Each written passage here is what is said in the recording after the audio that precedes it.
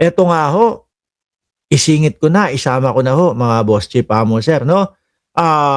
Yung si Tobats, sabi ni Shiro Kansaki, "Oh, mga julol, huwag kayong mandamay, no? Hindi ako kasali diyan." Hindi, kasama ka daw doon sa nag-complain na yon. O eto ho, mga bossing, same na same, parehas na parehas ho, mga kababayan, yung sinasabi nung lawyer ni Bato de la Rosa, taong bayan din ho.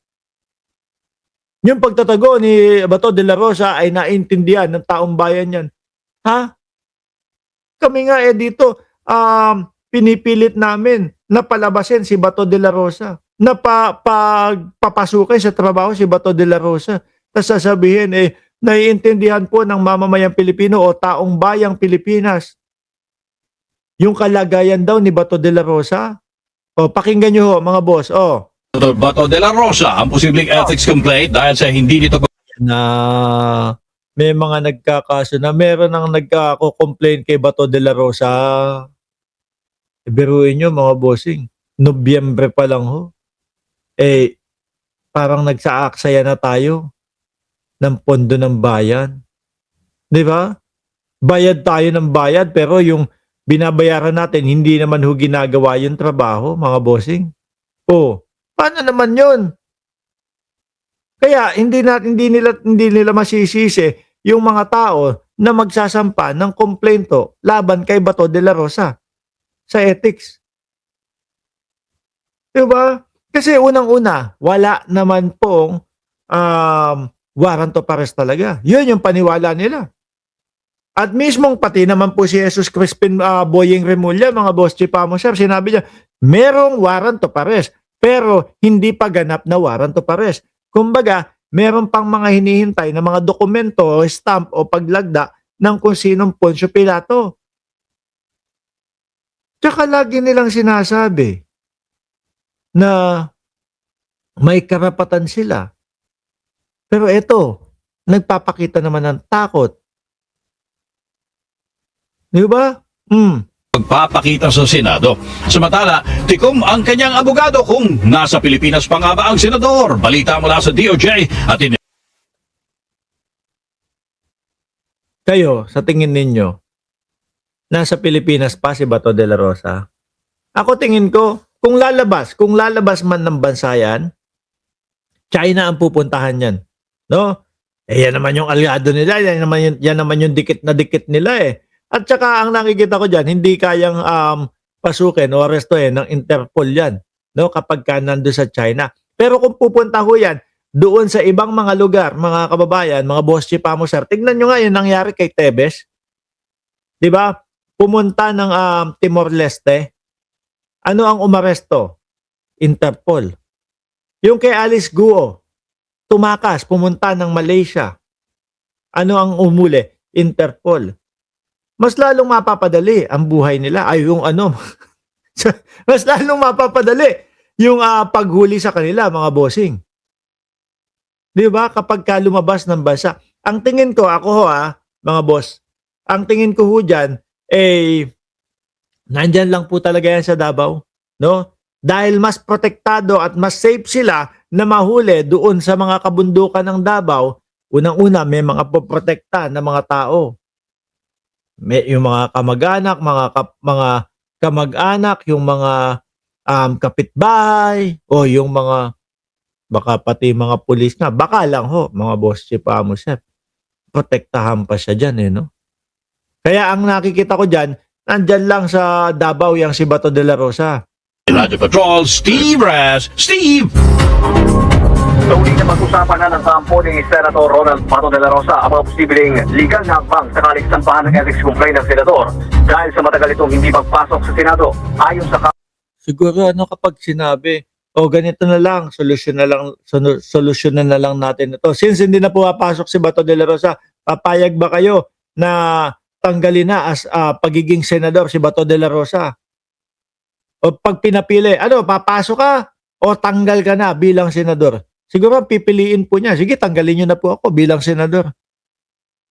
Kasi hindi niya talaga alam kung ano ang kahihinatnan niya kapag lumutang siya Ako nakikita ko nilalaro siya.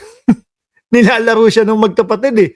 Si Ombudsman Boying Remulla tsaka ni Secretary John Vic Remulla eh.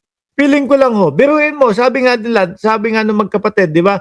Yung isa, may warrant of arrest yan. Yung isa naman, wala pa po sa aming nakakarating. Magkaiba. Ngayon, eto mga ito, hindi ho alam kung saan tutungo o hindi ho alam kung ano ang kanilang ihahakbang o gagawin. Diba? O tinetesting lang yung pagiging duwag ni Bato de la Rosa.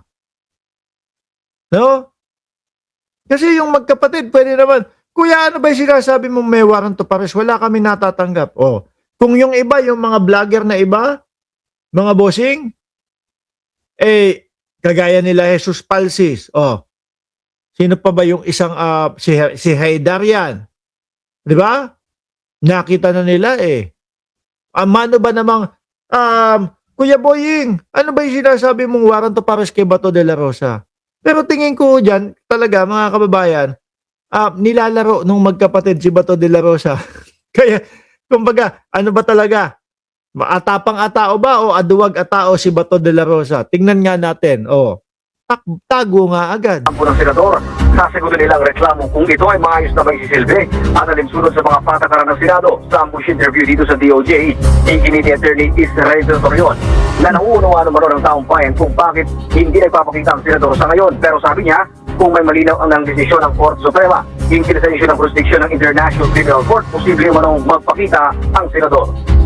And I think the taong Ito na si Torion, mga bossing. No? Ito na si Torion na lawyer din ni Kibuloy. bayan understands his situation is Opo. Taong bayan din. Same nung kaninang inano natin, diniscuss natin. No? Taong bayan naiintindihan ang kanyang sitwasyon. Hindi Una, sinasabi nyo at pinapaniwalaan nyo, walang warrant of arrest.